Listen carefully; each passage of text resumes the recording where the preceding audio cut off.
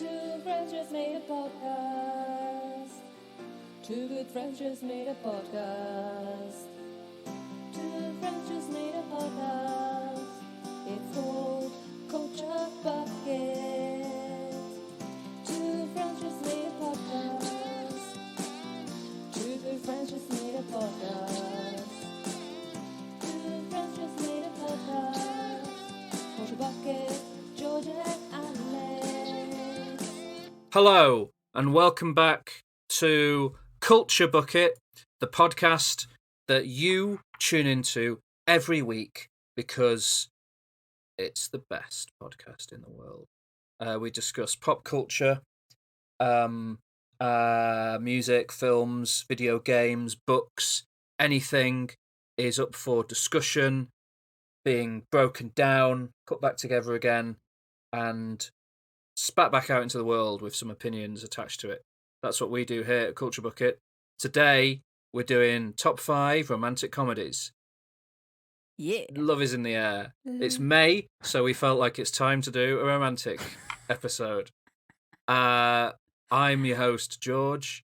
With me is your co-host, Alex. Hi, Alex. Hi, George. Hi, everyone. How are you, George? I'm good. Oh, good. I'm good. I'm good. I've got energy today. I'm feeling ready to talk about films and video games and music and everything that we talk about. Awesome. It's going to be a big one. Yeah? And how are you? I am good. Like you said, it's May. Feels good that it's May. Yeah. And very excited about today. I do love romantic comedies. Oh, good. Me too. Do you? A bit. My list's probably going to be. Well, no. No, my list is good. But I don't. I probably don't. I don't know. No. My list is good. It's going to be fine. Are you sure? Yeah. Definitely.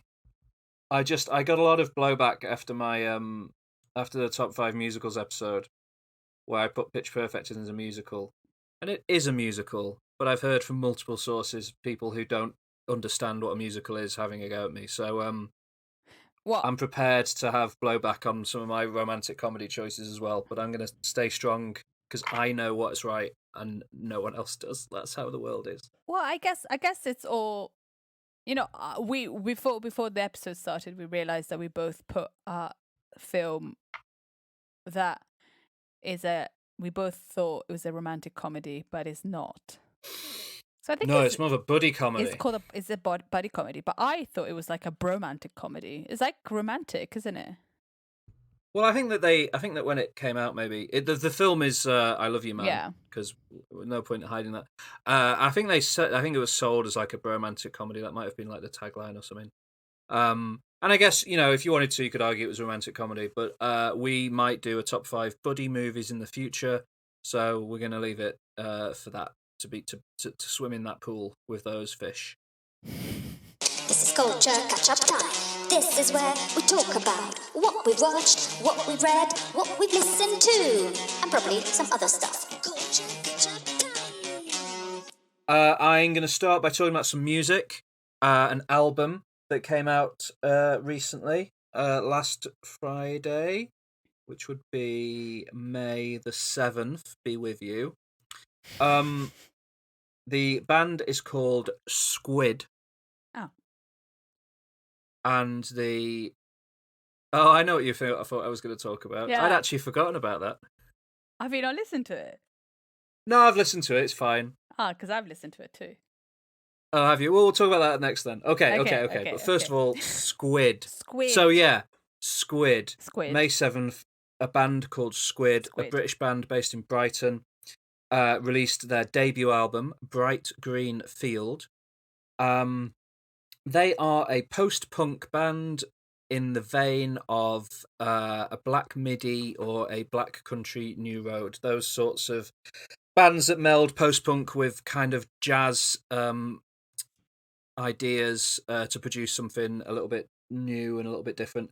They are a band that have been building steam for a few a few years, I think, actually, a couple of years, but have yet to release an album. And you know me, Alex, I don't get involved until there's an album to listen to. Yeah. So I've been kind of eagerly, they've seemed like a band I'd enjoy, and I've been eagerly awaiting an album from them that I can check out. And it came out, Bright Green Field. So I listened to it on Friday morning, and within the first minute or so of the first proper song, I was pretty hooked, and I listened to it in full and loved it on first listen. And I've listened to it probably 4 or 5 times since Friday, and it's only Sunday now, and I've liked it more and more of each listen. It is absolutely a masterpiece. It's an early contender for album of the year, in my opinion. I'm really, really impressed by it, and I just can't stop listening. You know, when you listen to an album, and you love it, and it's the only thing you want to listen to every time you go to listen to music. That's been this album for me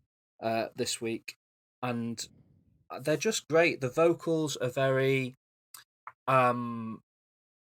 sort of talky in the way that Marquis Smith and The Fall, it's kind of that type of thing, but it gets much more manic and wild than some other bands like Black Country New Road tend to get.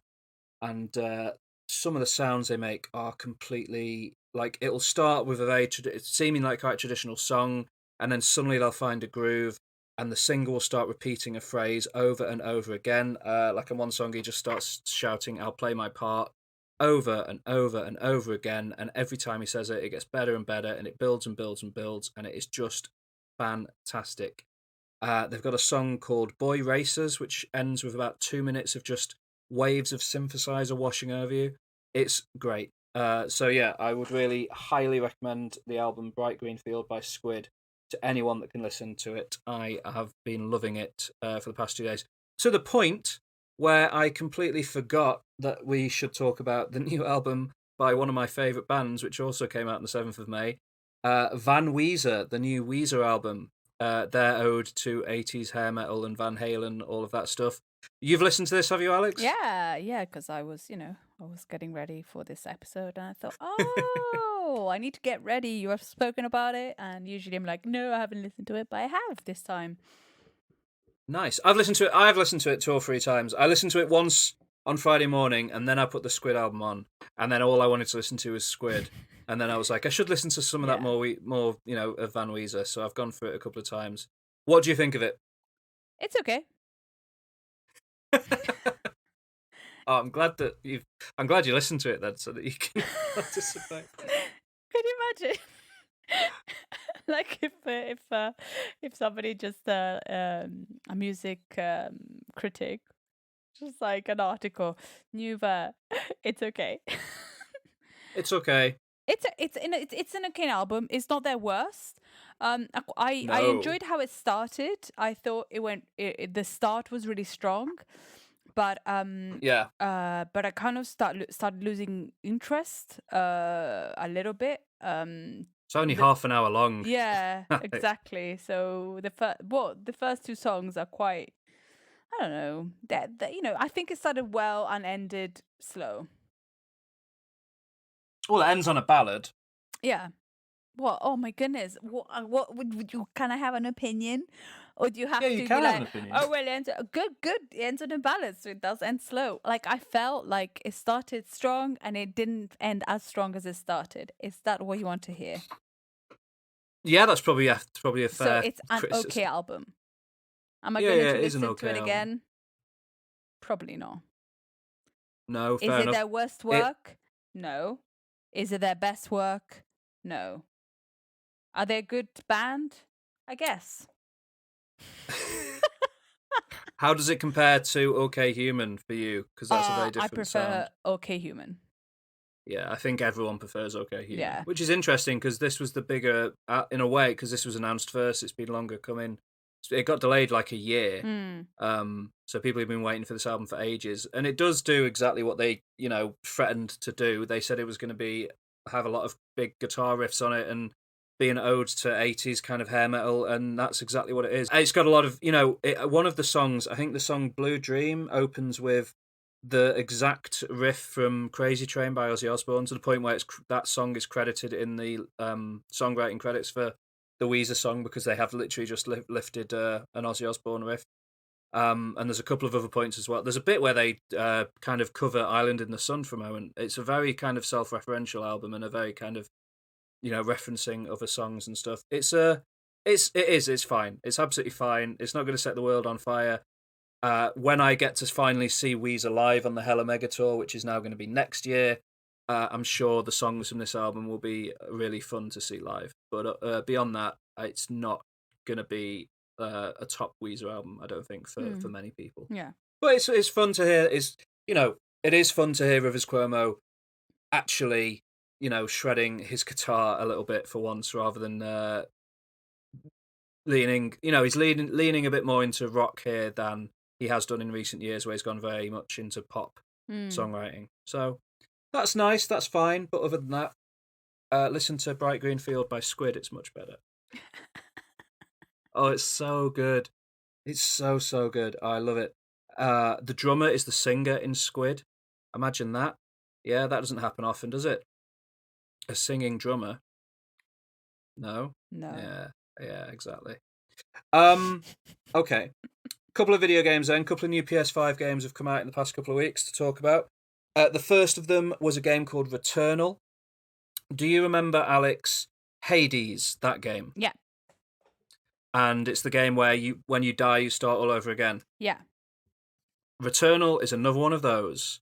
But this time, instead of being set in ancient Greek mythology, you are a space astronaut lady called Selene. You crash land on the planet of Atropos at the start of the game. You leave your ship, you find a corpse, you roll a corpse over. Uh-oh, it's you. How can that be? What? The corpse, which is you, has a gun next to it. You pick up the gun, you fight through hordes of aliens, eventually you die, and it all happens, and suddenly you wake up again on the ship that's crashed, and you go through it again, and basically every time you die, you start again in the same way as Hades or other roguelike games. You fight with various different weapons. It sort of pulls in another genre called bullet hell, which is a genre of game where the enemies will fire kind of waves of projectiles at you to move across the screen quite slowly, and the aim for you as the player is to dodge around them. So rather than in a Call of Duty or a Medal of Honor or like a first-person shooter, when an enemy fires a gun at you, if you're in front of the enemy's gun, then you get hit. In this kind of game, the bullets move fairly slowly, and the challenge is that there are so many of them at once. Moving around them and dodging them is tricky. And it's quite a fun game. It's the first kind of roguelike game, because Hades was presented from a top-down isometric perspective. It was all hand-drawn. It was an indie game. This is very much a 3D, big budget, huge PS5 graphics, top of the range AAA blockbuster game, and there's never been a roguelite game that's had a budget like this before. So it's interesting in that respect. But what's kind of disappointing about it is that, do you remember I mentioned in Hades, every time you die, you can talk to all the characters in the first area again and learn a little bit more about the world and Greek mythology. In Returnal, because of the way they've kind of set the story up, you're sort of the only character in the game. So each time you die, there's not really anything new to see other than to try and get further into the game on that next run. So there's less kind of exciting stuff to see. There's a house. Occasionally you'll find a house that looks like a house on Earth that you go through and weird little story things happen. But I mean, I've played about 16 hours of Returnal. I've only done the house thing about 3 times. Okay. So it's not exactly a big part of the game. So it's okay. But it's a £70 game, and it's possibly shouldn't necessarily be £70. I wouldn't suggest that people pay full price for Returnal. I didn't pay full price for Returnal. I found a deal on eBay, and even then I feel like I probably paid slightly too much. The other game to talk about is the new Resident Evil game, Resident Evil Village, the 8th game in the series. The second game, or the 8th main game, there's so many Resident Evil games in total, it's impossible to count them, but it's the 8th numbered game. It's Resident Evil 8 Village. It's the second one that's played from a first-person perspective after Resident Evil 7 Biohazard. Resident Evil 7 was inspired loosely by the Texas Chainsaw Massacre, so it's set in the United States, and you kind of were going around the farmhouse. The Trevor family was this kind of mad I guess, hillbilly family, you'd call them, that all turned out to be crazy Resident Evil monsters, and you had to fight them all and escape from their land, etc. In this game, you play as the same character, Ethan Winters, but the action has been moved from Southern United States of America to Europe somewhere, and the inspiration this time, rather than Texas Chainsaw Massacre, is sort of more traditional monster movie kind of monsters. So the first big enemy you come across is a vampire called Lady Dimitrescu, who's a 9-foot tall vampire lady who has set the internet on fire. But there's also a sort of Frankenstein guy. There's a sort of weird living doll thing in there. There's like a hunchback Igor type character in there. It's all playing with those sorts of ideas, which is pretty cool. It came out on Friday, so I haven't finished it yet or anything, but I've played probably about 6 hours of it so far, and I absolutely love it. I think it's one of the best Resident Evil games I've played, based on what I've seen so far. I am preferring it to Resident Evil 7, which was a really, big popular game in the series. So it's good. I like it. People should play it. People should check it out.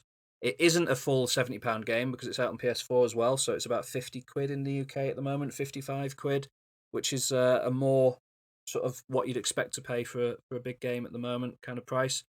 And yeah, it's good. Resident Evil Village. I'm recommending it. I really like it. It's fun.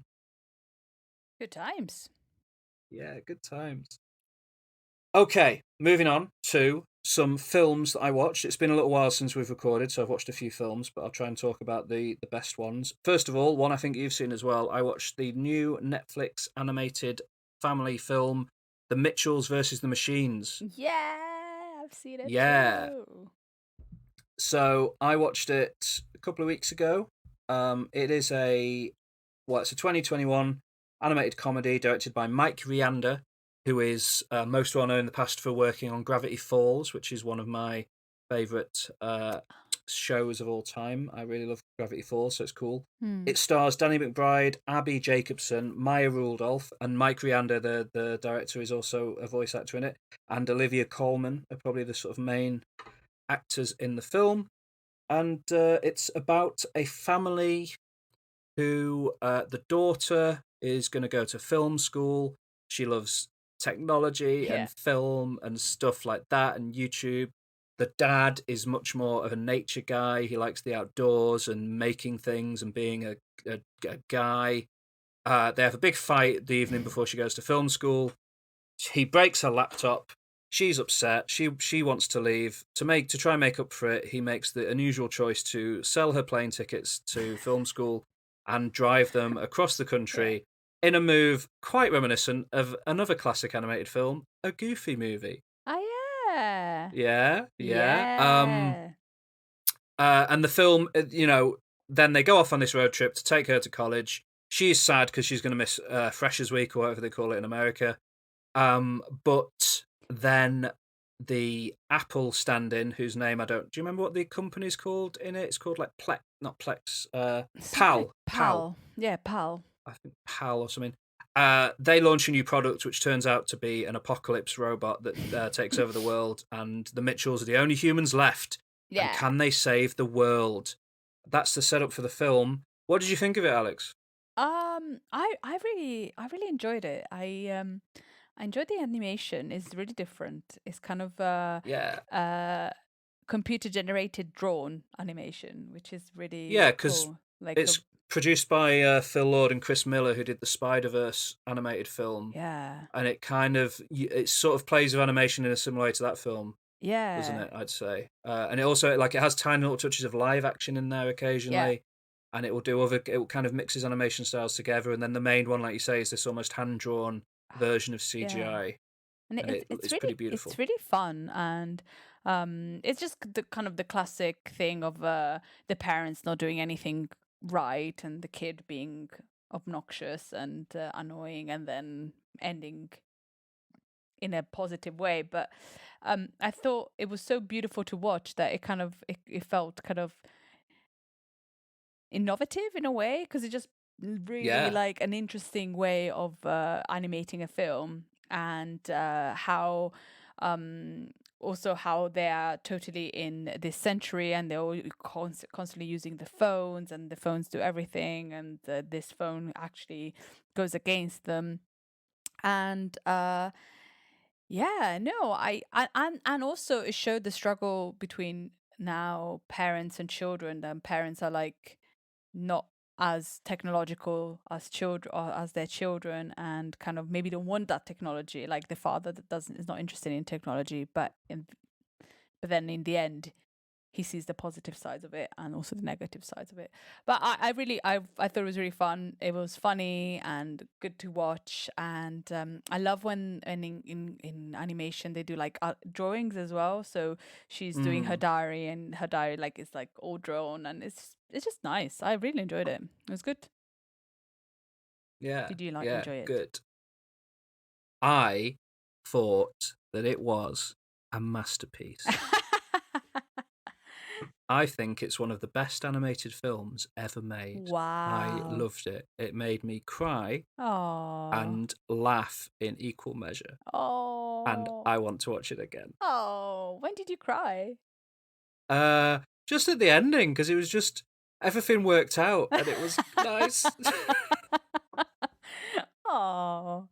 It was nice. great. I loved it. Yeah. The humor in it is on point because I mean the director used to make Gravity Falls, and it's got that same. Just the jokes are so constant, and it makes clever callbacks to itself all the time. It builds on like jokes build on each other. It gets weird when it needs to get weird. There's a sequence that involves Furby that is just utterly The bizarre sequence but with Furby wonderful. was so cool.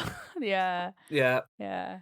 It's just got funny little jokes in it, constantly. Like it's always prioritizing being funny over making sense, which I always like, especially in an animated movie. Like you Yeah. said, the way the different styles of animation are used are really, really clever, and it's really good. And it never kind of like it never descends into like a lot of times these kind of films will be like, right, we're going to leave the comedy aside now. In the third act, it's going to be all action, and we're going to wrap it all up in a big action scene, etc. But this movie builds its big action sequence that finishes the film off around the fact that the robots can't tell whether the family's dog is a dog or a pig. That is. Yeah. So all these Yeah. crazy things happening. And there's a big action sequence that is very well choreographed for, it's a CGI film, but the action sequence is well done. Yeah.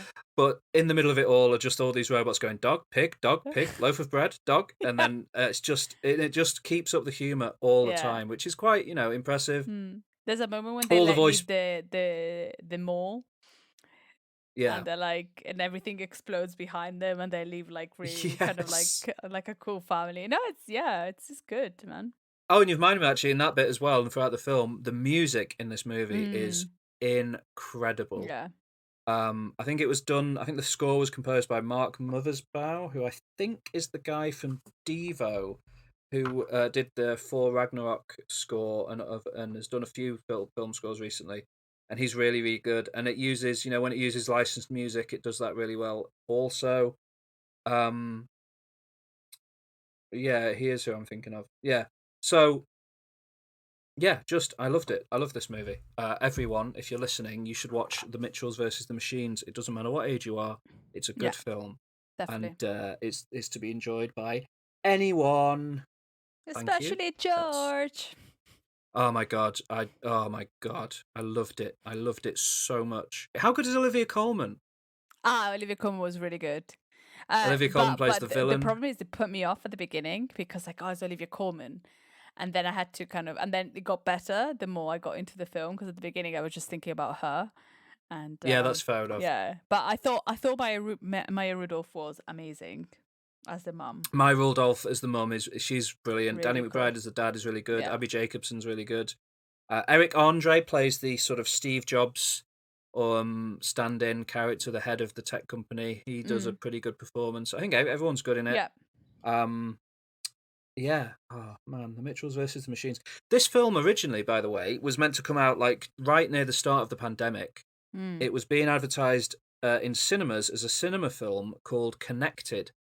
And I remember seeing trailers for it and thinking, that looks rubbish. Like I thought it was like it was going to be a real like kids are on their phones too much and you should connect with nature more, that kind of film. Mm. Whereas this movie has a much more nuanced message of technology is a good thing, it can help enhance our lives, but Yeah. also we shouldn't rely on it completely. Yeah. And we shouldn't forget, the joys of nature and the Mm. world, and we should, our lives should be a blend of the two and not completely controlled by one or the other.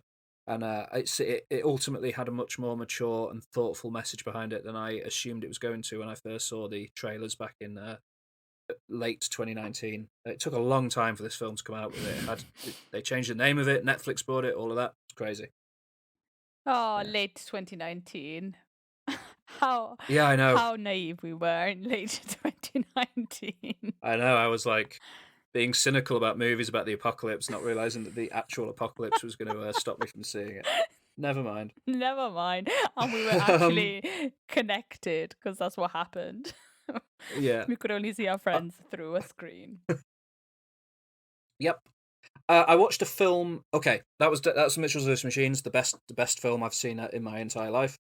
After that comes Dead and Buried, a movie from 1981. It's a horror film directed by Gary Sherman, and it stars a few different people, but the main character is played by James Farentino, and it also features notably an actor called Jack Albertson, and I will talk more about who he is in a minute. Dead and Buried is a film. It's a weird cult horror film. It feels like an episode of Creepshow or The Twilight Zone or something like that. It's a very small movie.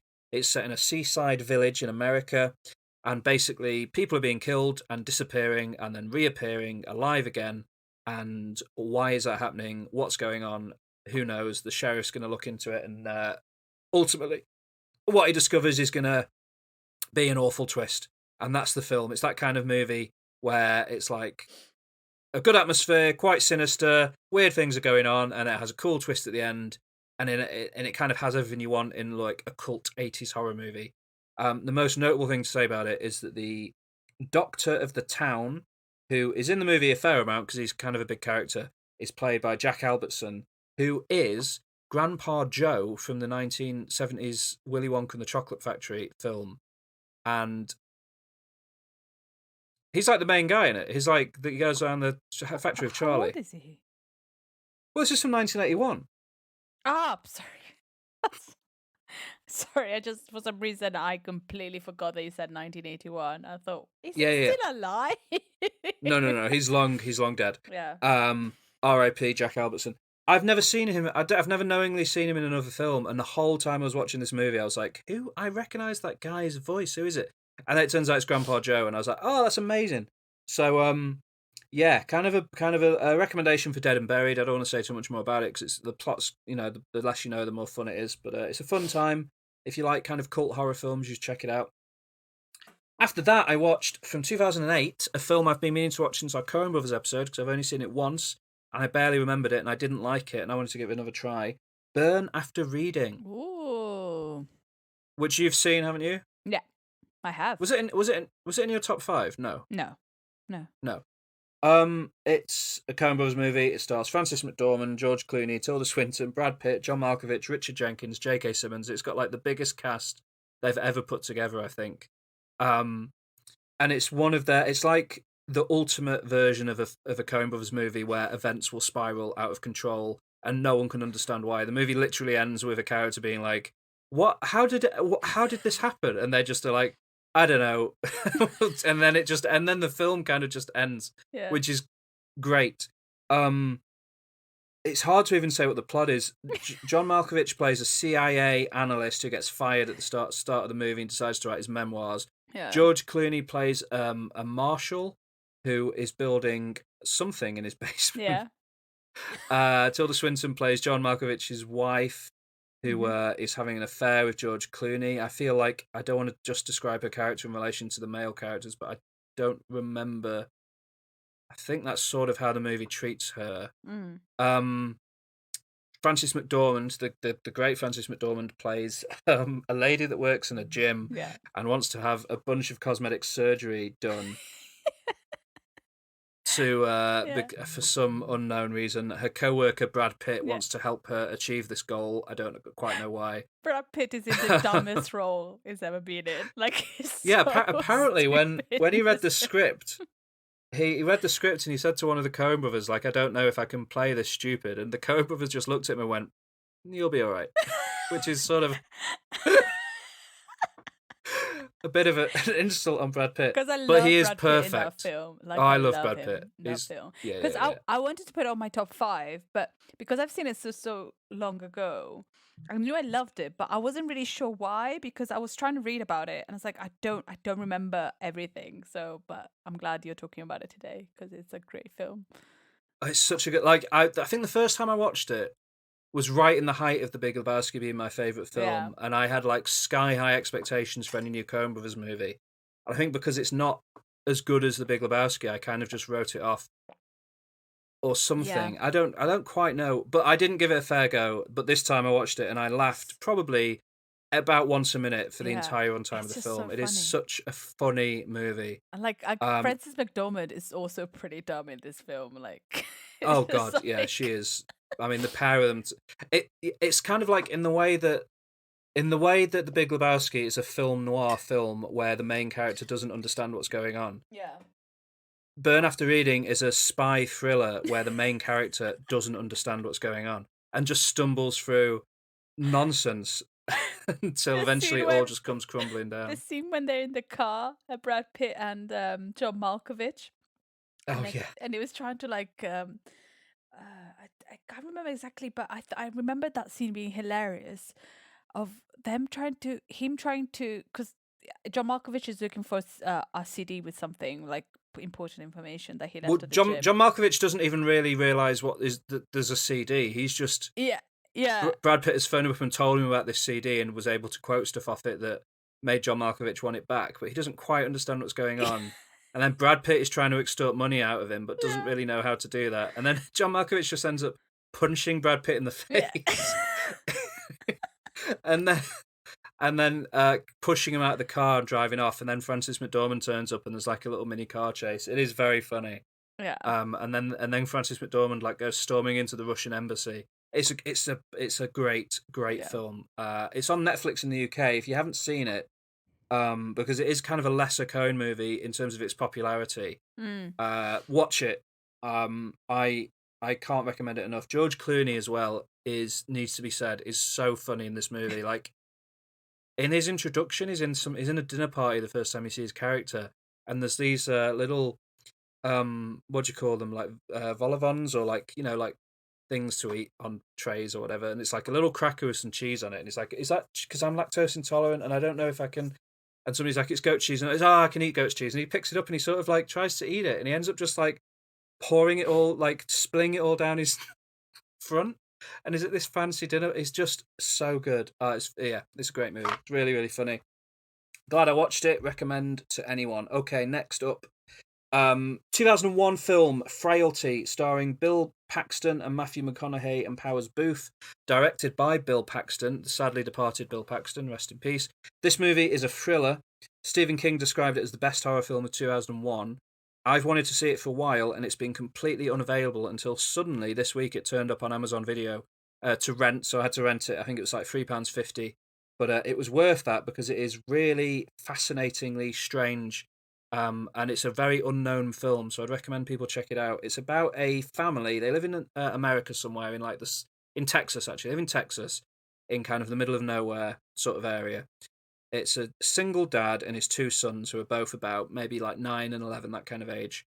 And the dad decides one day, he comes in to the kids and he says, "Kids, I've had a vision from God. God has spoken to me.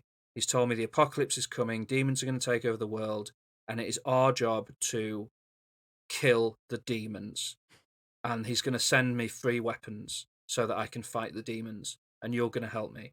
And then there's a few other scenes, and the younger son is like, "Oh, cool," and the older son is like, "Dad, that sounds weird." And then there's a scene of Bill Paxton, the dad character, is driving along, and he sees this barn, and there's a light from the sun is shining on the barn. And he goes over to it and he finds an axe and some gloves, and he decides that these are the weapons that God has sent him.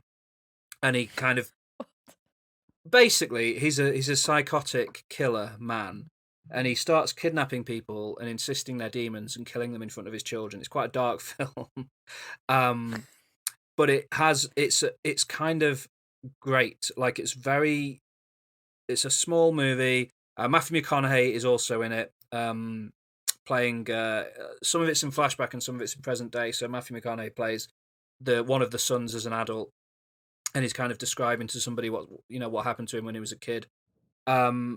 It's a serial killer movie. It's a thriller, but a very, very dark one, as you can see from the plot I've just described. But it's very well directed by Bill Paxton. It feels very strange and interesting and weird, and you never quite know whether what the dad is saying is actually happening in the world of the film, or whether he's just crazy. And it's a good film. It's a weird, strange, paranoid movie, and I enjoyed it. It's quite hard to watch, but if you can check it out, you should check it out. Next up, we've got from 2018 a film called The Perfection, directed by Richard Shepard, starring Alison Williams, Logan Browning, and Steven Weber. Alison Williams played the girlfriend in Get Out. You know that actress, Alex? Yeah. Yeah. So she stars in this movie. It's a Netflix film, so it's very, very readily available. She plays a character who is a cellist. She was living in this kind of live-in music academy in America, but her mum got sick, so she had to leave, and she spent the past decade looking after her mum, who passes away at the start of the movie. So she reconnects with the owner of the school, played by Steven Weber, and meets up with him in China, where she is introduced to the new sort of top student at the school, played by Logan Browning. They very quickly connect and hit it off and decide to go traveling together around China. And then on a bus through China, one of the characters starts feeling unwell, and it all spirals out of control from there in a way that I don't want to describe much further, because it is a fantastic psychological thriller. Oh, well, it's had some actually quite sniffy reviews, so your mileage might vary, but I really enjoyed this film. It has quite a few little twists and turns to it. It definitely probably thinks it's more clever than it is, but it is an enjoyable, fun ride. It goes really over the top and crazy. Like one of the last shots of the film is completely bonkers and almost doesn't make sense within the context of the movie, but is wild enough that you just sort of go with it. So yeah, I liked this film quite a bit, The Perfection, and would recommend people check it out. It's a good psychological thriller on Netflix. Give it a go. The final one to talk about is a 1971 film. It's a Giallo film, Alex. A Giallo? A Giallo. Directed by Dario Argento, his follow-up to The Bird of the Crystal Plumage, and it is called Il Gatto a Nove Code. Il Gatto a Nove Code. The cat has got 9 tails. Yes, the cat of 9 tails. Has it got 9 tails or 9 lives? Well, sorry. Do you know what a cat of 9 tails is? No. It's a naval whip that was used once upon a time that has yes. Sorry, I wasn't thinking about that. Yeah. No, it's fine. In the context of this film, it's that the characters, because as with a lot of Giallo movies, if there's a murder and someone decides that they're going to investigate, in this film it's never the police, interestingly. Like, these movies never follow the police investigating a murder. It's always somebody else who decides it's their job to investigate the murder. So in this movie, it is a news reporter and a blind man, which is quite interesting. And at one point they realise they have 9 suspects or 9 leads or something, and they go, "Oh, it's like a cat of 9 tails." Hence the title of the film. I think it came out quite soon after The Bird of the Crystal Plumage. I think after the success of that film, his debut, Dario Argento was very quickly greenlit to make another one. So he followed it up with The Cat and 9 Tails. It's about how to describe it best. There is a sort of science lab place. Some people from it are being killed. There is some research done there that shows Basically, the film hinges on this idea that if you have an XXY chromosome, it means you're more likely to be a criminal, which is Okay. not true. But at the point when the film was made or something, there was research that said that I don't know. But anyway, there's this lab that's doing this research. Somebody gets killed. They just try and decide. This reporter and the blind man decide to look into it and find out what's going on. And then it kind of, a few more people get killed.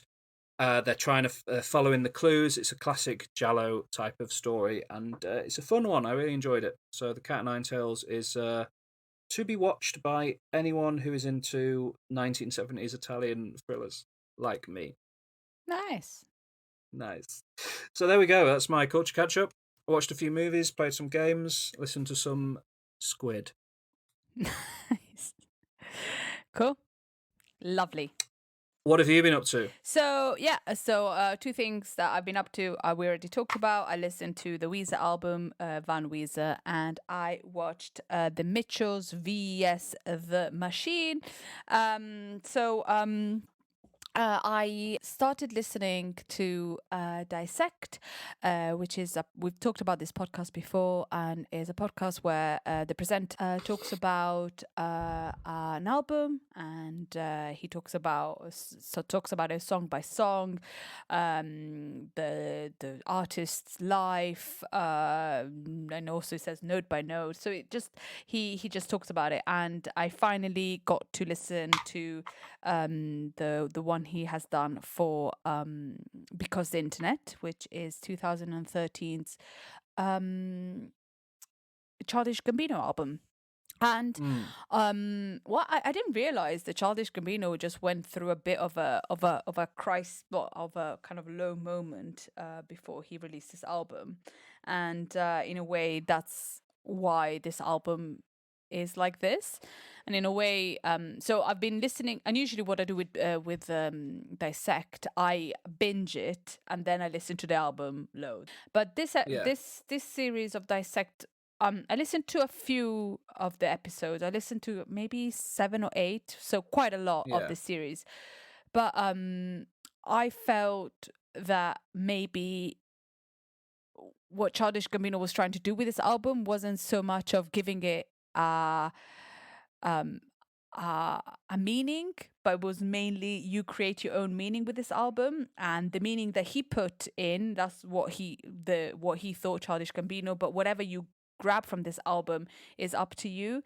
And so once I arrived to episode 7 or 8, I can't remember, I was just like, oh, but I was just really wanting to listen to the album and not listen to Cole Kushner. So, I, of course, it's a good series. Dissect is an incredible concept, and I love it because it explains albums in an amazing way. And I learned that this album has got also a screenplay, and it's got loads of different things. You can go and it's got lots of videos attached to it. So I learned a lot around the album. But after a while, I was like, I just want to listen to the album. And so this week I listened to the album, and it was never my favorite, one of my favorites, but it's so good. Like, knowing a little bit more about the album and kind of realizing that I think Childish Gambino wanted to create a concept album with lots of different media around it, be it a screenplay, videos, photos, actual there's an actual room. There's the room of the kid in the screenplay, and you can go to New York and see it. So he wanted to create a world. And although Cole Kushner is amazing, I think the world that he wanted to create was up to you to decide what the world was, because there's so many meanings in the album and so many things.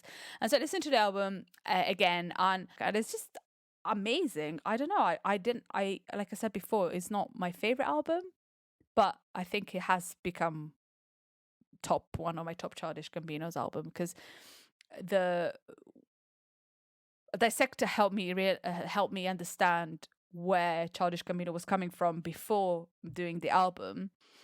Yeah. And then listening to our album is just feels a little bit more. It makes more sense because it's a very random album. I don't know if you listen to it. Not a little bit. I know you're not a big fan, but I would recommend listening to it and enjoying the album. And I love Childish Gambino, so I love him even more. Yeah. Good. And then before we started, you asked me what song I was singing, and I was singing a song of another album I listened to this week when I finally managed to detach myself from because the internet, and it's part of my Spotify tells me to listen, and I listen to it segment. And Good. yeah, so they say, oh, if you listen to this, you're going to enjoy this band. And so I listened to an album called Ginger by a band called Brockhampton. Oh, right. Yeah. Okay. Yeah, never heard of them before. I knew a few songs from Ginger through TikTok. I think TikTok is amazing for artists that you can just. So I knew a couple of songs from it. And Brockhampton is American hip hop music collective, which have been They together. call themselves a boy band, don't Yeah, and they call themselves a boy band, and I've seen a couple of videos on YouTube of them performing, and they are a hip hop boy band, which is random, and they've been around since 2010. And this album, Ginger, came after one of the members got sacked from the band. I have no experience of Brockhampton before, but listening to this, not knowing who they were, I thought at one point while I was listening, I looked at the at the Spotify, and because I thought it was a collection of songs because it was so mismatched. So this album is just everywhere. It doesn't feel like an album. It feels like a like a collection of songs. But Right. Yeah. I liked the randomness of it. I thought it was good. Every song seems to have a different singer and hasn't got the same style. And Pitchfork kind of bashed them for that. But I think it's quite. I don't know. I think it's quite brave for a collective to just create an album and put their own input in the songs, I think. So I kind of enjoyed it. I thought it was an interesting album. Is an interesting concept to have a hip hop boy band, and it's good to have a hip hop boy band. Do you know how they met and got together? No. They all met on a Kanye West message board on the internet, No, and then sort of really? formed. Yeah. Which is why they're such an eclectic group. Yeah. Of different kind of backgrounds, which is interesting. I think I might be wrong because I haven't listened to them much in a while, but was it Kevin Abstract? I think was the member that got sacked, and I think he was. They didn't have a front man, but I think he was kind of the most prominent member vocally on their earlier work, and I think that might be why on their more recent stuff they mix up the vocalists so much. Since losing him, I think that's my understanding. Anyway, that's what I thought was the case. Yeah, his name is Amir Van. Amir Van. Yeah, and he was the best rapper and kind of the front man, I think. But anyway. Oh, Kevin Abstract is still in the band. Yeah. So my mistake. Amir Van is the guy that got kicked out. Yeah, but apparently he was the kind of like he was the sort of main guy. Yeah, but I enjoyed it. I liked. It was interesting to finally put a face to some songs I hear on TikTok. And yeah, they're good. They're a good band. And I only have a couple of films to talk about. So I watched 17 Years Late. I watched a film called Lost in Translation, which is a romantic comedy, but it's not a comedy at all. It's a kind of drama, which is directed by Sofia Coppola. And it stars Bill Murray and Scarlett Johansson. Giovanni Ribisi for a little bit, but every time I see him, I get freaked out because he's a Scientologist. So it's about this actor who is kind of, unfulfilled, a bit older, and he's in Japan to do a whiskey commercial. And Scarlett Johansson is also in Tokyo with her husband, Giovanni Ribisi, who is a photographer, and they're both two lonely people in maybe not fulfilling relationships, lost in Tokyo. And I wish I saw this film in 2003 because unfortunately I didn't really like it. It was okay. It's not like the worst film I've seen, but it wasn't as great as I was expecting it to be. No. So What made you decide to check it out? Well, it's because a female director just won an Oscar, and Sofia Coppola won the Oscar for this, and I thought I'll watch it because I thought I would enjoy it, but I didn't at all. Like, it was okay. I don't think it's a really bad film because there were some bits that were really cool. Like, there's a scene where they're in the karaoke bar, and I really like that because it's just that's definitely a night in Japan. But I didn't get how they would be attracted to each other in a way. I just wish I watched it when it came out, because I think maybe I would have enjoyed it more, but maybe after living in Japan and actually not thinking that, I don't know. I wish I watched it before. That's all. I don't have weird negative things to say. I don't have extremely positive things. It was an okay film. Yeah.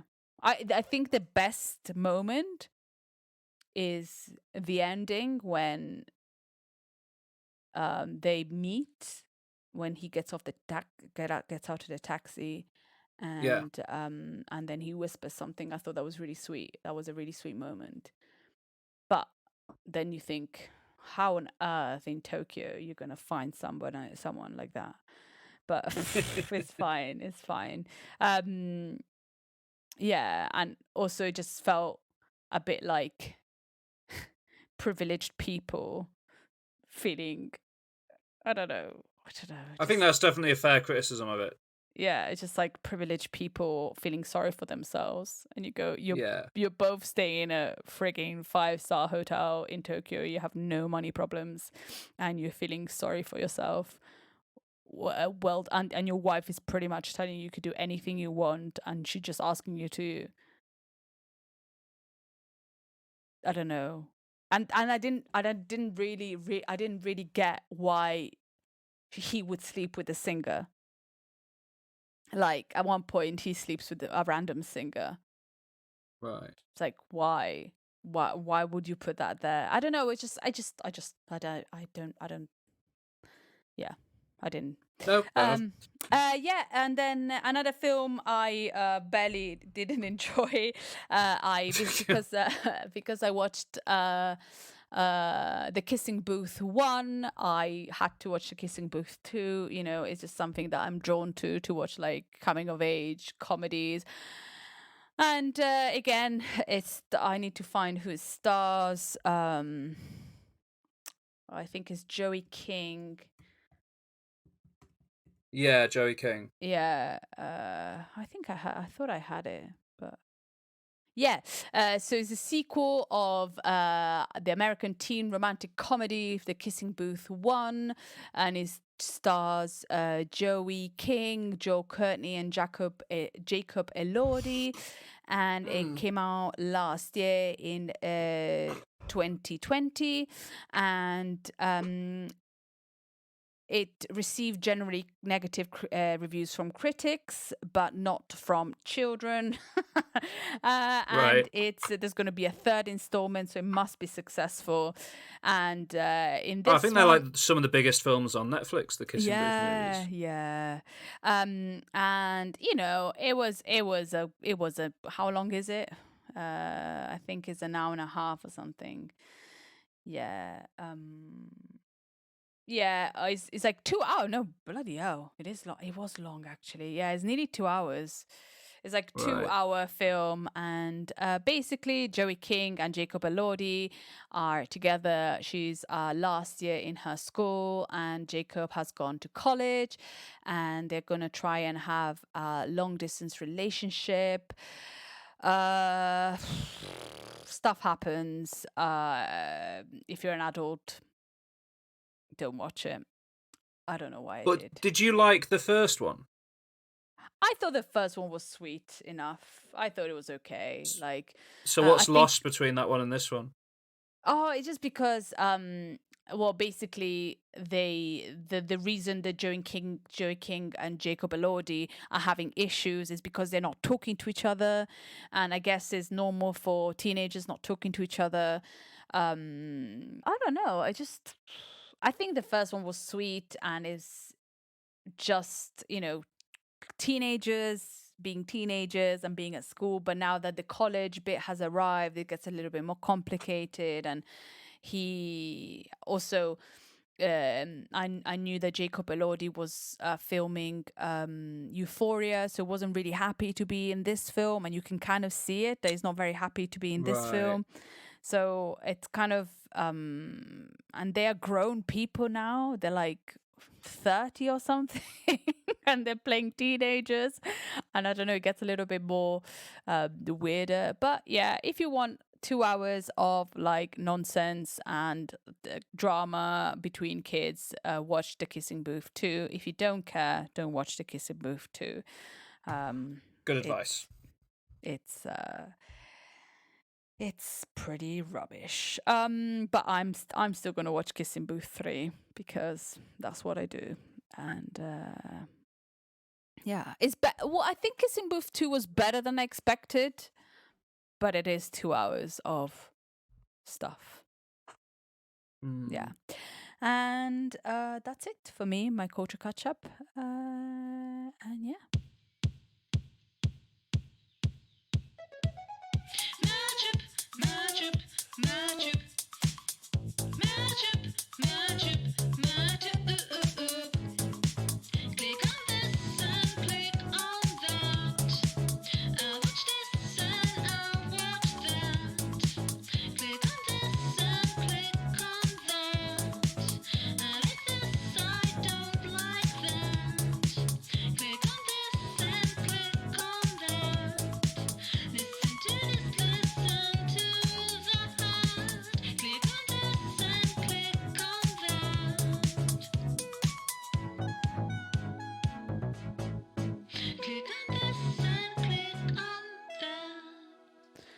So, for the MyTube section, because it's been a week of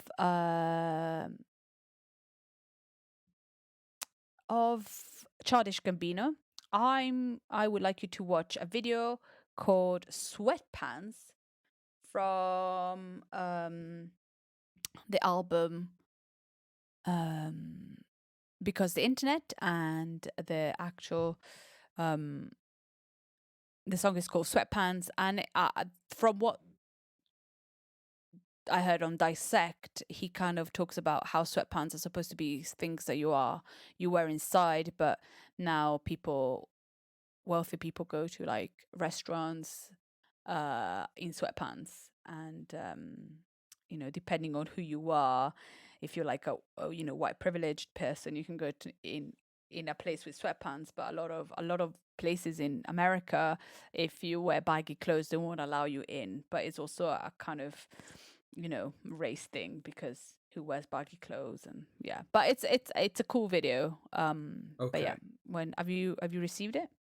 Yep, I'm gonna press play on it. Cool. Now.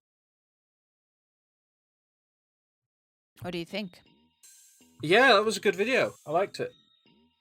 So it's about... I don't know... Oh, shut up. Sorry. So it's set in a diner, like you said, and it features Childish Gambino walking into his diner and performing the song, and then it gets quite... It confused me because he turns around and then the scene plays out again. Yeah. But some of the people have become him, watching him, and then it happens a third time, and everyone in the diner is Childish Gambino. Yeah. And he does this same walk through the diner each time, and then suddenly, for the last minute of the video, it just turns into something else completely. Yeah. So have you listened to the Dissect about that song? Yeah. And what's their take on that video? Well, it's kind of all in a loop, and kind of how like things go around. And then what was it about? Was mainly like about how it's kind of like it starts with like a really like braggadocious kind of bit, and Yeah. talks about like having sex, and then when it talks about the family name, I don't know. There's a lot of meaning in it, and it's just yeah. If you listen to the episode on Sweatpants, that's pretty interesting. But I thought it was really cool. The only other video I've seen, I think, from that album is for a song. Is there a song called 3000 or Year 3000 or something? 3005, yeah. Yeah. So Yeah. I think I've seen the video for that song, but it wasn't as memorable as the Sweatpants video. So no, that was good. Thank you very much for sharing. Sit down at the back and be quiet and get out your book because it's time to discuss your homework. Now. So, last week was top 5 thrillers. So our homework was I had to watch A Double Indemnity and Alex had to watch Kill List. Yeah. So I'm starting.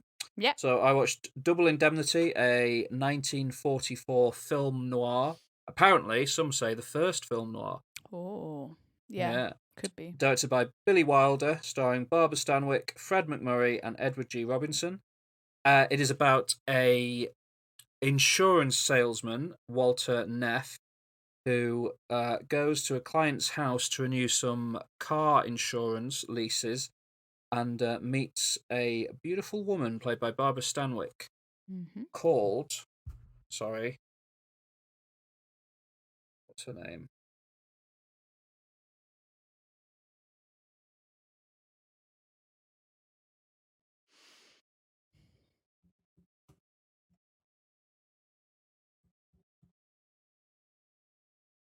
Beautiful woman played by Barbara Stanwyck called Phyllis Dietrichson. And in the way that happens in films, particularly films like this, they basically fall in love immediately, or at least he falls in love with her immediately, and decides that they want to be together, but unfortunately she's married to Mr. Dietrichson. So they hatch a plot to get rid of Mr. Dietrichson, get rich off some life insurance or accident insurance, and live happily forever after. But on account of this being a film noir movie, and also on account of the fact that it opens at the end of the film with the main character explaining what happened and telling you that there's been a murder, etc., etc., it all goes horribly wrong, and no one really gets out of it in any positive state. No. Which is almost unusual. I think it was quite controversial at the time in a way for how sort of dark the story is, because it really doesn't let anyone off lightly in this film. I haven't watched many early thrillers like this. I haven't watched many film noir films. In fact, I couldn't really think of another one other than some early Hitchcock that you could really describe as being similar to Double Indemnity. So it was a new type of film for me. I really enjoyed it. I thought it was really good. I'm glad that you recommended it. The acting is really fun in it. The lines, like you said, they speak incredibly quickly to each other in the way that they did in films of this era. but it's really well written and it really holds together really well. And I think the best thing in it is probably Edward G. Robinson as the kind of boss in the insurance agency, or at least the chief investigator, who talks a lot about having a little man in his stomach that warns him when something doesn't feel right. Yeah. And the whole film is kind of a push and pull between Walter Neff trying to get away with this crime and trying to get one over on his boss, Mr. Keyes, and trick him into allowing the insurance to go through. And that's kind of the crux of the movie, is those two going at it. And it's good. It's really fun and entertaining, and it doesn't need to be a big kind of flashy action film sort of thing. It's happy, it works for when in the year it was made. It doesn't try to do more than it should, kind of thing. And no, I enjoyed it. Good. I thought it was a really fun time. And Barbara Stanwyck is great in it. She's incredibly beautiful, as you would expect. Yeah. And it's just got really fun little scenes of like people hiding behind doors as somebody else who shouldn't see them is there, and sneaking about. And it's good. It's a fun movie. Good. Out of interest, why did you watch it for the first time? I watched it at uni for the first time as one. We're doing like a film noir time, so I watched Casablanca, that, and the Maltese Falcon, and so yeah. And I really enjoyed that one, and I watched it again like a few years later, and I think it's really good. I think it's a very good example of film noir and how different they were at the time and how things have changed in cinema. But that's kind of the start of it, and I thought it was good. Good. Good. Well, I'm glad you that's enjoyed it. This is Yeah, thank you. Good recommendation. Yeah, I'm glad you enjoyed Should it. I watch So, great Casablanca times. or what was the other one you said? The Maltese Falcon. Yeah, definitely. Maltese Falcon, definitely. Casablanca, I guess, yeah, it's a good film. Casablanca. Cool. The problem with Casablanca, I didn't really understand what the plot was when I watched it. Right. Like, it's an interesting film. I just don't really understand why things happen a certain way. But Maltese Falcon is really cool. It's a really good film. Nice. Casablanca, I would watch it just because it's Casablanca, because it's, it's basically a cult film. So yeah, one of those sort of iconic movies. Yeah, fair enough. Iconic, yes. Cool. So, well, I'm going to talk about Kill List. Very different film. Yeah, it's a very different film. So, Kill List is 2011 British psychological horror crime film, or in one word, a thriller, directed by Ben Wheatley. And it stars Neil Maskell, Mayanna Buring, Michael Smiley, and an amazing actress with the weirdest face, Emma Fryer, as Fiona. Probably my favorite character in this film.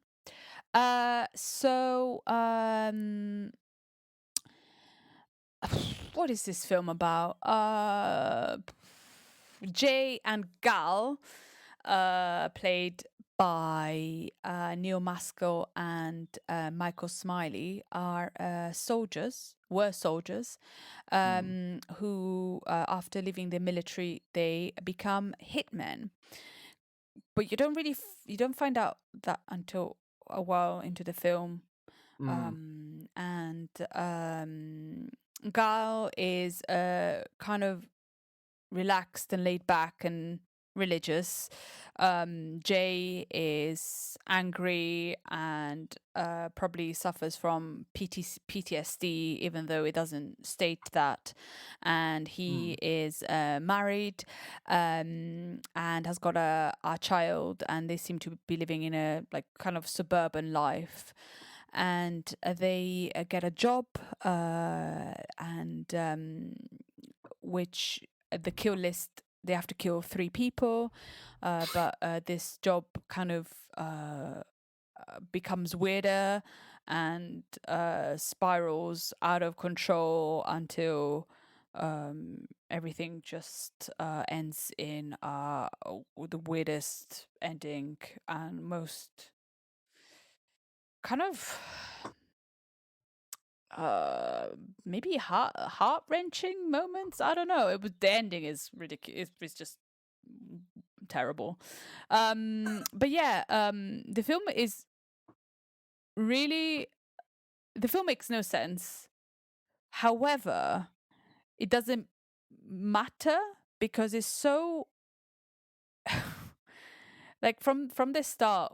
It starts with Jay and his wife arguing about money. I think there's like a really bad argument from the beginning, so it already starts in a very sinister way. Yeah. And the more the film goes on, the more sinister it gets, and the more violent and creepy and scary. And although things that happen, you go, why is this happening? It doesn't matter because you're so freaked out by everything and everyone. So Gal, they have a dinner party where Gal brings his new girlfriend Fiona, and she's the weirdest. I don't think she looks that weird outside the film, because I was looking at photo and she looks pretty normal. I don't know what they did in the film, but they made her look super weird and made her talk in such a way that she was so freaky. She's very intense, isn't she? Yeah, and this film goes from being having a really intense moment of people actually screaming at each other to total fineness. Everything is fine, like nothing happened the scene before. And it's just an up and down and a roller coaster of emotions. And it's a good film. I really enjoyed it, and it kind of I really didn't know which way you were going to go. It puts testament to what I said, that, like, for example, for me The Invitation made no sense. And it was a bad film because it didn't even give me anything else. This film made no sense, but it's a great film because I was on edge for the entire hour and a half, and I didn't know where it was going to go. I didn't know what it was going to do. I didn't imagine it would end like that. No, you would. There's no way you could predict the way it what were these people doing? Why they were everywhere? It's like nobody was moving, but everybody was there. How did they find it? Was just bizarre. You don't even know. But no, I thought it was great. It did what it was supposed to do. It scared me. It made me want to vomit at one point when he's really angry with this guy, Jay. The hammer scene.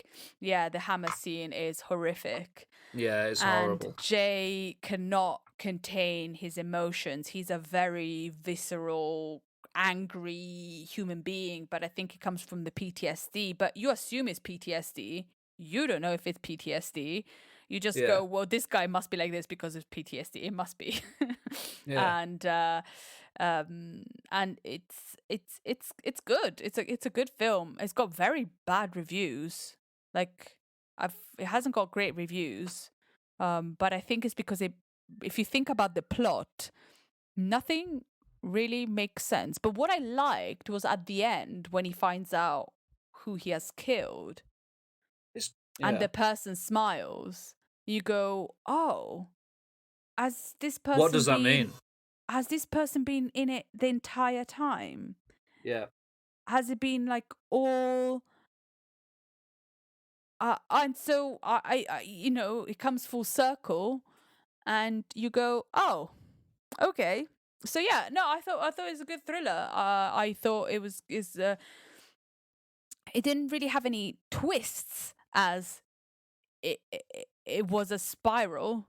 It was a constant spiral. I don't think it had twists. It was just like no, yeah. I mean, I guess you could call the final reveal a twist, but I think you're right that it's sort of how the could whole it be thing a is twist? just... Because at the end it's like, oh, is it like where did we start? Where did we end? Where is this going? What's happening? How do they know him? I think I like that it's because there is like almost a second film that we don't see of what is actually happening over the top of his life. Do you see what I mean? And like there's that, like at the dinner party scene you mentioned, there's a bit where Fiona goes upstairs into their bathroom and she does something, and I think that's the first point in the movie where there's a sign that maybe this is more than just a thriller about two hitmen, and there might be something more to it. And then from that point on, it just like you say, it spirals further and further until the ending is just But yeah, can't be described. But this is a film, like I said before, like this is a film that you don't need much explanation, and you don't need that. There are some violent bits, but it's a pretty slow burner. Like it's not like it's go, and no, it's and it doesn't matter, and it creates tension with the music and with the people and the intensity of the characters. It's such an intense film. It's like an hour and a half of like, even when nothing is happening, you go, oh God, what's just, I don't. But yeah, no, it's a good film. I enjoyed it. Good thriller. Good. I'm glad. That's good. Yeah. Cool. All right. Fantastic stuff. So, shall we move into our top 5? 5, 4, 3, 2, 1. Our top 5.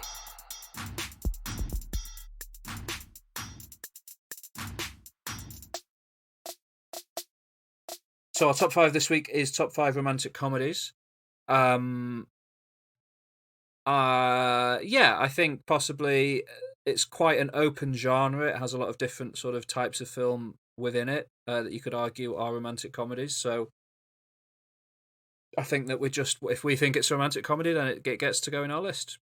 Yeah? Yeah, but we didn't put any coming of age romantic comedies because we're probably going to do one of those another time.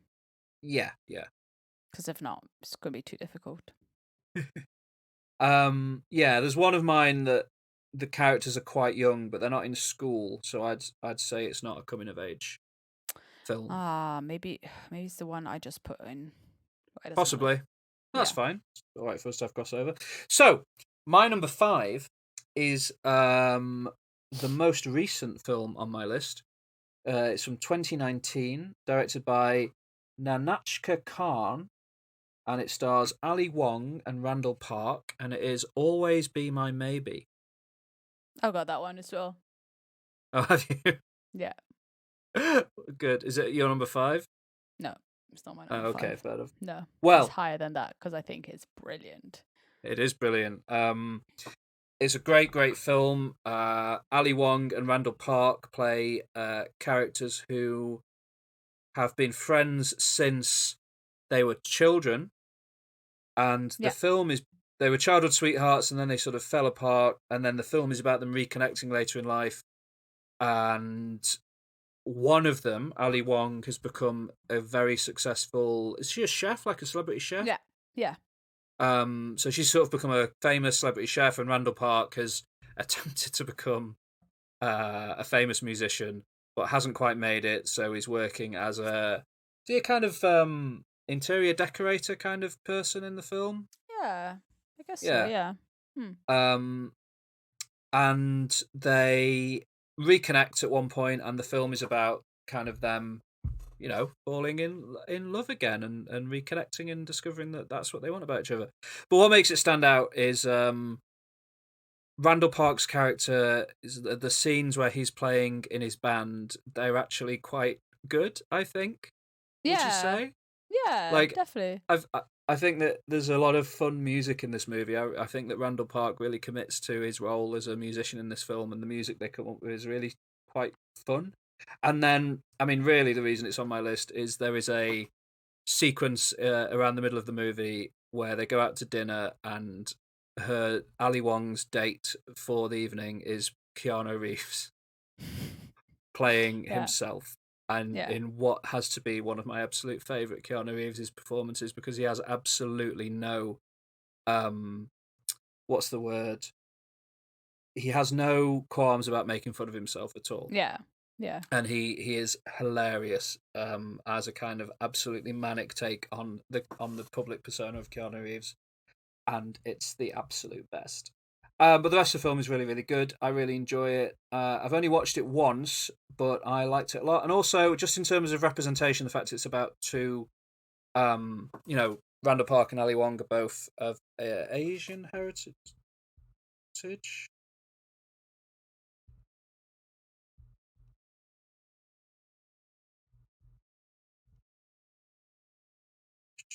Ali Wong's parents. Ali Wong's mother immigrated from Vietnam, and her father was a Chinese American. I think Randall Park's heritage is Korean. Yeah. And it's just, there's not that many big mainstream films, let alone romantic comedies, that star two characters with Asian descent. So I think it's a positive thing in that respect, and also just a really good, fun movie. So yeah, I like Always Be Yeah. My Maybe. Yeah, I really enjoy it. I love Ali Wong. I love her stand up, and when I found out that she was making a film, I was so excited because she's got such interesting she's such an she's such a fun comedian, and I think is a really sweet film. Is like a comedy, but also it's kind of like a little bit tragic, and it's at the end of the day it's just really sweet of like two people reconnecting, and yeah, I loved it. And I think, yeah, having Keanu Reeves in it, and that's probably the best scene in comedy in recent years, of when he walks in the restaurant and there's that song, and it's just all in slow-mo, is amazing. Yeah, no, it's a good film. And that's why I put it in, because it's just fun. It's a good film. Good Nice, choice. good. Thank you. What's your number 5? My number 5. What did I put now? Because I had to change things around because I couldn't put I Love You Man because it's a buddy comedy. I would have called it a bromance comedy, but Yeah, but we did. Okay. We'll do it one day. We'll do buddy comedies because, there's lots of those. So my number 5 is a 1999 romantic comedy starring Drew Barrymore, Jessica Alba, David Arquette, Lily Sobieski, which she's a great actress. And the film is called Never Been Kissed. Do you know the film? I know it, but Yeah. I've only seen some of it because I was once on a school trip to Belgium, to go to the World War One memorial field in Belgium, and the coach had a VHS player on it, and people brought videos to watch on the trip. Somebody put Never Been Kissed on, and we watched it for about 15 minutes, and then the teacher said, this is a Catholic school and this isn't appropriate, and they turned it off. Okay. Well, the film is about Josie Geller, who was played by Drew Barrymore, and she's a 25-year-old, and she's quite insecure, and she works for a newspaper, and she's never had a real relationship. The film is called Never Been Kissed. Her boss one day assigns her to go undercover in a school to find out what the school is all about now, and so she's very excited because in a way she was a bit of a not popular in school when she actually went to high school. So she was excited to become popular and to be an adult in high school, because, as adults, we imagine how we would be now as adults in high school. And she quickly realizes that high school has not changed. There's still the jocks, there's still the popular kids, and it's pretty much the same. And she is kind of still not a popular person in high school, and so but I think she joins one of the unpopular clubs, and she tries to she goes back to her editor and talks about maybe things that are not very interesting. And then her brother, who used to be a very popular guy, played by David Arquette, joins the school as well. And he becomes super popular again, and he helps her to become more popular. But in the meantime, she falls in love with her English teacher, and it's all a bit complicated because he has feelings for her. But she's like a high schooler, and yeah, it's a good, yeah. And then at the end, everything goes well and she can get with her English teacher. But it's a kind of really funny, silly romantic comedy of going back to school thinking that you're going to be different but you're still the same person.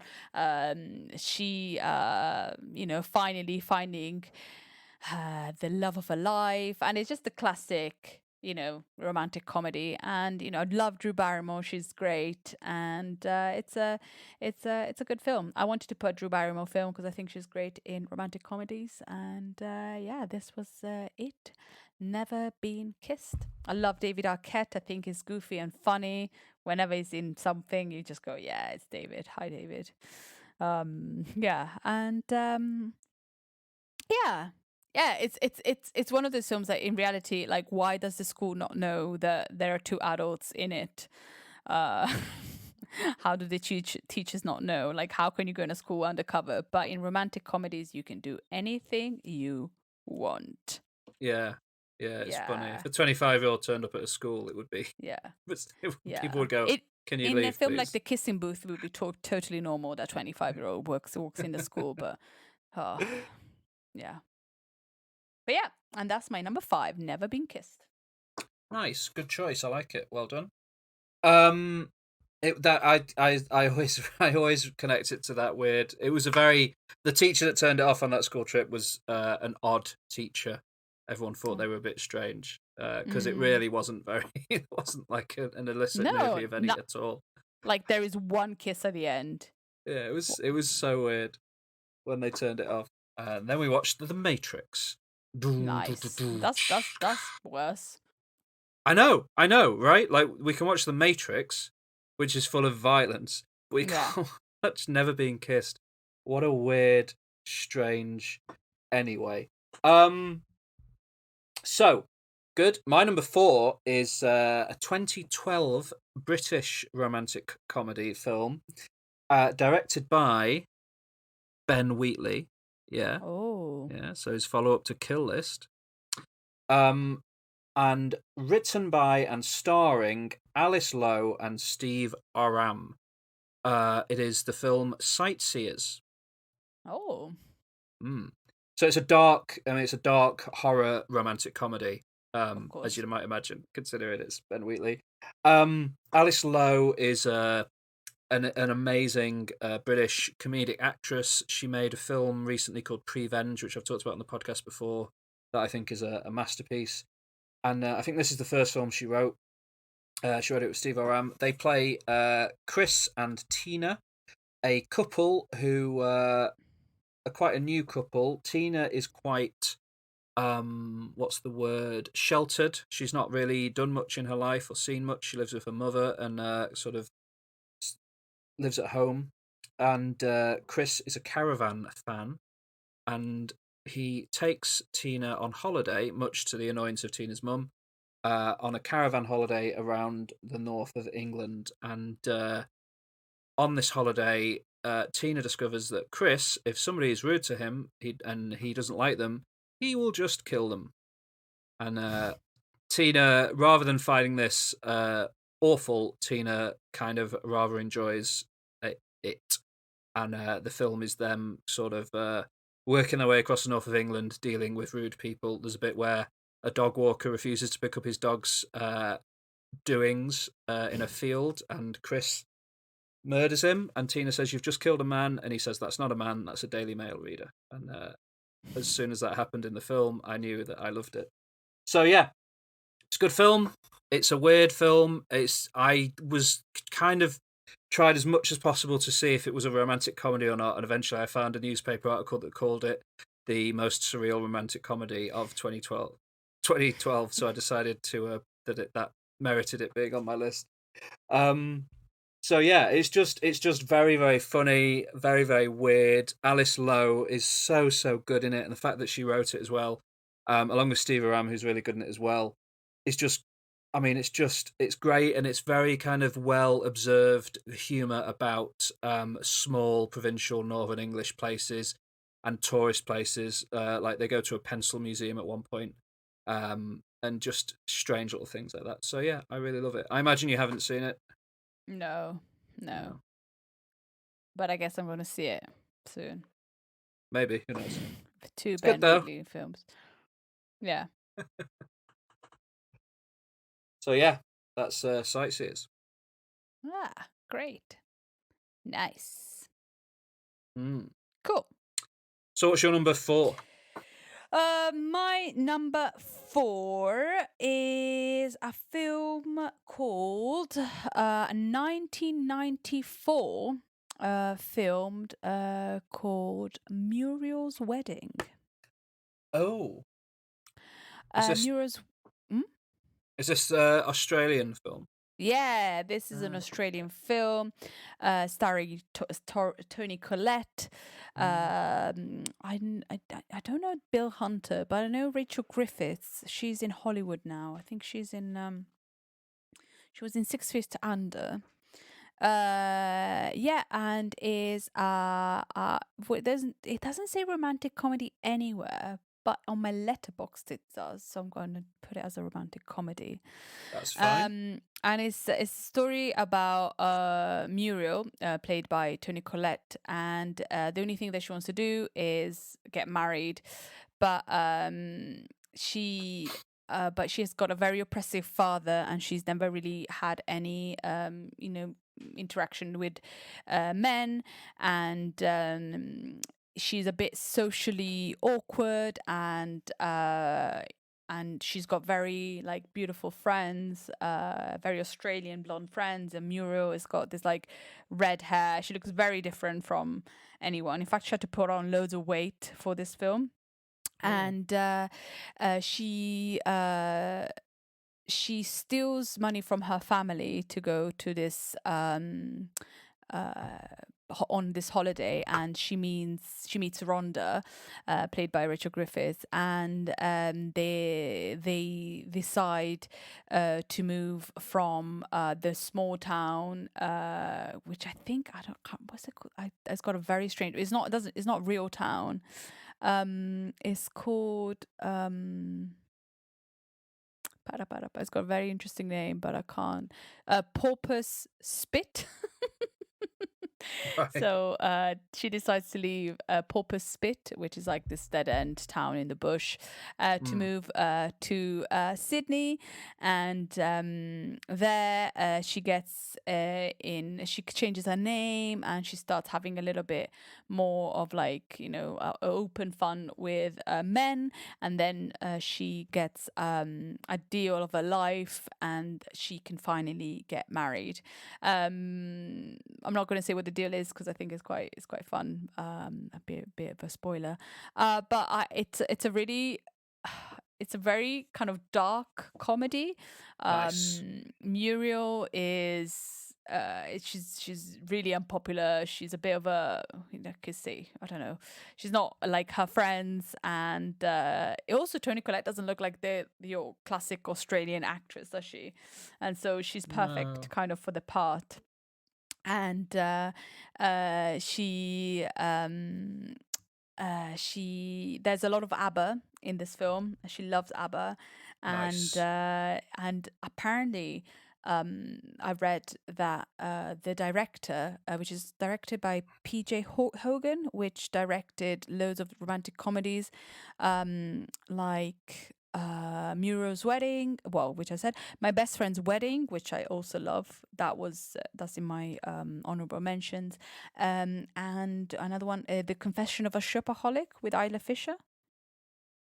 Oh, right, I've heard of that. Yeah, and he was a co-writer in The Dressmaker, so he's kind of like a bit of a romantic comedy person, and he wanted ABBA. Really wanted ABBA's music into his film, but they wouldn't give him the rights, and so he made a deal with ABBA that they would give him, he would give them the a percentage of the profits, and this film was really successful, and that's why they managed to make the ABBA musical. Oh, really? Interesting. Yeah. Wow. But it's really fun, and it's kind of a bit tragic as well, and I love it. I think is a amazing film, but it's very Australian. Yeah. Yeah, and I didn't realize it was like that, because the first time I watched it, it was in Italian, and I fell in love with it straight away. And I love Toni Collette. I think she's an incredible, amazing, fantastic actress. She And is. yeah, and yeah, and that's my number 4, Muriel's Wedding. Muriel's Wedding. Nice choice. Well, I haven't seen it, but sounds like a good choice. So, yeah, nice. Okay, my number 3 is a 2011 romantic comedy film directed by Glenn Ficarra and John Requa and written by Dan Fogelman. It stars Steve Carell, Ryan Gosling, Julianne Moore, Emma Stone, Marissa Tomei, and Kevin Bacon, and it is Crazy Stupid Love. Of course, I have it as well. Wow, like the best romantic comedies ever made. So yeah, I've got it too. Good. I'm glad. Yeah, no, I love this. I remember the first time I watched this movie, because it doesn't have much of a, like, it doesn't have a big following, does it? It doesn't get talked about loads. Does it not? Oh, okay. I don't think so. I mean, maybe it does, but I hadn't heard it talked about much, so I just watched it because I'd heard it was meant to be okay, but I didn't really know much about it, and I was just completely like swept up in it, and I thought it was one of the best things I'd ever seen. And I love it. I love it completely. I love this movie. Steve Carell and Julianne Moore play a married couple who separate at the start of the film, and Steve Carell kind of doesn't know how to move on necessarily in terms of like meeting other people. He runs into Ryan Gosling in a bar, who is a man that is very, very good at talking to women in bars. And Ryan Gosling takes him under his wing and tries to help him become a modern, dateable guy. And separately, you've got Emma Stone playing a girl who also meets Ryan Gosling in the bar, and they kind of begin something of a romance as well. And Julianne Moore and Kevin Bacon are in there, and it's one of those films that has like it doesn't have any one story that it follows. It follows a few different threads, and then it kind of pulls them in various places at the end to kind of link it all together. It's a good film, man. I really like it. I like it so much. Yeah, it's a great film. It is a great film. It's funny. It's got really funny moments. It's got a funny twist at the end that the first time you watch it, you do not expect at all. No, they do a great job of hiding that twist. They do a great job of hiding that. And if you haven't seen it, watch it, because it's an incredible romantic comedy. It's so good. There's a bit where Ryan Gosling throws Steve Carell's shoes off a balcony, and it's exceptionally hilarious. Yeah. Like, I think the funniest moment for me is when at the end, after they find out the twist and everybody goes crazy, and the police arrives, and 4 of them that had just had a fight are on the they're just being talked to the police, and you see Ryan Gosling just having the best time of his life, just laughing. And I just love it because, first of all, Ryan Gosling is amazing. He can do anything, and seeing him in this, I was just like, you're just a hero. You're amazing. Steve Carell is great in it. I think everybody and all the little stories that are around are great, and I think they just make a really good film. Yeah, definitely. Even the story of the son falling in love with his babysitter is done really well and quite entertaining. And there's a bit early on where Steve Carell just like rolls himself out of a car while it's driving. There's just so many hilarious little moments in the movie. I love it so much. Yeah, and it shows how Steve Carell can be like the goofy, funny, from The Office and Anchorman, like crazy character, or just a simple, funny comedic actor. Yeah. It just really, it's a really, really good. Yeah, and the fact that also Ryan Gosling, he's just so great. Yeah. That man. That man. That man. Good times. Oh, good. I'm glad you've got Yeah. it on your list as well. So yeah, okay. So that's my number 3, Crazy Stupid Love. What's your number 3? Okay, my number 3. I think you might have it as well, because I had to shift stuff around, and that was in my honorable mentions, but I put it on my list. And my number Okay. 3 is 2000 and 2010 film directed by Edgar Wright, starring Michael Cera, Mary Elizabeth Winstead, Kieran Culkin, and it's called Scott Pilgrim vs. the World. Yes, absolutely. I've got it on my list. Yeah. So it was like going to be I Love You Man, but this is it. Yeah, and it's Scott Pilgrim, played by Marco Cera, is in a band and they want to be successful. Basically, is Scott Pilgrim has to fight 7 guys to get with Ramona, to be with her, and those Yeah, are that's the basic her core exes. plot of the film. Yeah, and he's a musician, and he has to, and he wants to do this battle of the bands, and and basically that's the plot. It's a great film. It's just so much fun. It's got action. It's totally surreal because it's not like a romantic comedy as it would be. It's just like it's called an action romantic comedy, and Yeah. I love how it's filmed, and it's kind of cartoonish, and I really like that about it. And in a way, the Mitchells vs the Machines kind of reminded me a lot of Scott Pilgrim, Oh yeah, definitely. how it is, and that's the reason why I remember Scott Pilgrim actually from that film, because I thought there was some really similar visual effects. And I really enjoyed this film, and when I watched it, I was really into Michael Cera as an actor, not as a. But I just thought I liked the films that he was in, so Yeah. so I think it's just a really fun action comedy film, Yeah, romantic film.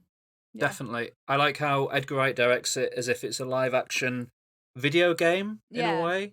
Like there's constantly on-screen graphics popping up and appearing all over the place, and video game logic is applied to a lot of different scenarios, Yeah. particularly at the end when he like has an extra life to attempt to fight the last evil X and stuff. Yeah. And it really Yeah. works for the way and it's based on a graphic novel which I haven't read, and the graphic novel might also be very video game influenced. I think it is. But the story is about him having to defeat 7 bosses essentially, so having it structured like that kind of really makes it play as a video game homage, and it's kind of the best video game film despite not actually being based on a video game. All of the as well as Michael Cera and Mary Elizabeth Winstead, you've got people like Chris Evans turns up, Jason Schwartzman's in there. Yeah. A whole host of really really fun young actors kind of turn up and just I love it. It's such a fun movie. The soundtrack's great. Beck, I think, did the score. It's got a really fun score to it. The music for the bands is really good. Aubrey Plaza's in it actually. What's her name? Anna Kendrick as well. Anna Kendrick's in it. Brie Larson is in it. It's like so many people are in this movie that went on to be huge. So it's a good choice. I like it as well. Yeah, that's my number 3.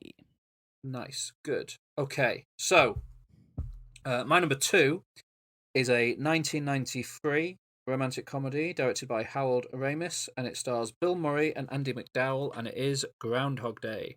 Oh, great.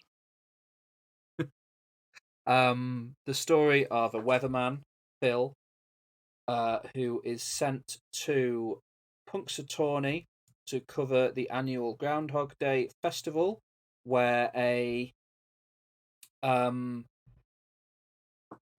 if the groundhog comes out of its burrow and sees its shadow, it means that winter's going to last for another 3 weeks or something like that. It's kind of this little provincial festival. Phil is a very cynical guy who thinks it's a big waste of time and is kind of sick of having to report on it. Andy McDowell plays his producer who's with him to help him kind of do the little news piece that they're making. And he does it, he goes to bed, and he wakes up the next morning, and it's the same day all over again, and he is trapped in a time loop where he has to relive Groundhog Day over and over again, and he doesn't know how to escape it. And through it is a romantic comedy, so throughout the film, he falls for Andy McDowell's character and learns, maybe through her, how to love again and stop being such a cynical arsehole. And yeah, it's a film I've watched. It's from 1993, so I saw it first when I was a kid, and I've just watched it over and over again throughout the years. And I think it's pretty close to being a perfect film for me. I really, really love it. I love Bill Murray, and I think it's one of his funniest roles. He's very, very good at playing this kind of cynical, sarcastic guy. And yeah, it's a good one. Have you seen it, Alex? Yeah. What do you think of Groundhog Yeah, it's Day? a good film. It's a very good film. Yeah, it's a classic. I wasn't. Yeah, I guess it is because they fall in love. So yeah, no, it's fun. Bill Murray at his best. Andy Yeah. McDowell, the queen of romantic comedies. Yeah, she really is. She's not one of my really- favorite actresses, but she's good. She does her job in it. Yeah, because she was in Four Weddings and a Funeral as well, and a few Yeah, others, she was, and yeah. like Green Card. Like she was she was very good at doing her romantic comedy things. But yeah, no, it's a good film. Yeah. Yeah. Yeah. Thank you. So yeah, no, there's Groundhog Day. I like it a lot. What's your number 2? My number 2 is, so we already spoke about my number 2, my number 1. My number 2 is Always Be My Maybe. Nice. Yeah, I think it's a fantastic film. It's fun, it's good, it's funny, and yeah. What's your number 1? Well, my number 1 is Scott Pilgrim versus the World. Ah, yes. Yeah, which is a film that I adore and completely love. And you agree that it's great. So yeah, I like it. Good times. And your number 1 is Crazy Stupid Love. Wow. So what makes Crazy Stupid Love the absolute top for you? It's just the fact that it's just, like I said before, how can a romantic comedy have such an interesting twist and be really funny in a really genuine way? Yeah. The cast actually seemed to have a good time filming it, and it's just fun, and Emma Stone is in it, Ryan Gosling is in it. I don't know, it's just a good film. I just think I've seen it over and over, and I still think it's great. Like, I don't get tired of it. It's a beautiful film. It's a beautiful romantic comedy. I think that's the romantic comedy. Yeah, I'd say it's because there's so many romantic comedies, and I was thinking I should put Julia Roberts in, but I don't like. For example, when I watched Pretty Woman for the first time, I thought, oh, that's a great film. But thinking about it now, I was like, oh, well, there are some not really, it's not the greatest film. And Julia Roberts was the queen of romantic comedies, and you can talk about, and I've got loads of her films on my honorable mention, but I think this is just the romantic comedy is really good. Yeah, okay, cool. Okay, let's run down our lists again then. So my list was number 5, Always Be My Maybe. Number 4, Sightseers. Number 3, Crazy Stupid Love. Number 2, Groundhog Day. And number 1, Scott Pilgrim versus the World. Very good. Yeah. What was your list? And my number 5 is Never Been Kissed. My number 4, Muriel's Wedding. My number 3, Scott Pilgrim vs. the World. My number 2, Always Be My Maybe. And number 1, Crazy Stupid Love. Nice. Good time. Okay. So, I've got some honourable mentions to talk about briefly. I've got Lost in Translation, which I like more than you, but I